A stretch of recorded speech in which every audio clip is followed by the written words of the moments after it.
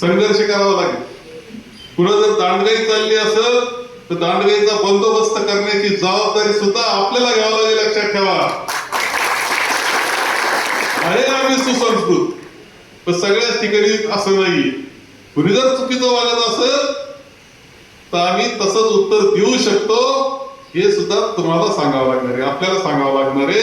आणि आपल्याला ही चाललेली अधोगती जी चाललेली आहे ती रोखावी लागणार आहे, हे लक्षात ठेवा. आणि म्हणून युवक काँग्रेसचा वाटा त्याच्यामध्ये मोठा राहील आणि काँग्रेसचा तुमचाही.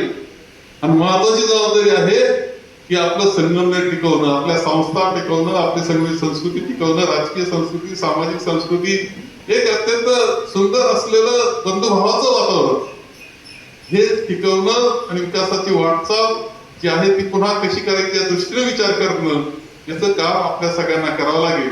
लोकांच्या डोक्यामध्ये असलेलं विष कसं काढून टाकायचं, ज्या पद्धतीने ते विष पेरण्यात आलेलं आहे ते सोशल मीडिया हे एक प्रकार अजूनच चाललेलं असतं. वाईट साईड अशा प्रकारच्या निरनिराळ्या ज्या काही पोस्ट पडत असतात त्या पोस्टला उत्तर द्यायची तयारी तुम्ही सगळ्यांनी केली पाहिजे. आपले टोपीवाले असले तरी आपण शिकून घेतली पाहिजे. आपल्या मोबाईलवर कुणी चुकीचं टाकलं तर त्याला उत्तर तितकंच कडवट देण्याची तयारी सवय तुम्हाला करावं लागेल. तुमचं प्रशिक्षण घ्यावं लागेल टोपीवाल्यांचं, बाकी त्यांना माहिती. पण अजून कुणी असं धाडसानं भरकर उत्तर देत नाही अशी अवस्था आहे. आणि तिकडं तर सगळे ते काय कोण काय बोलू भरोसा नाही. खरं की नाही रे?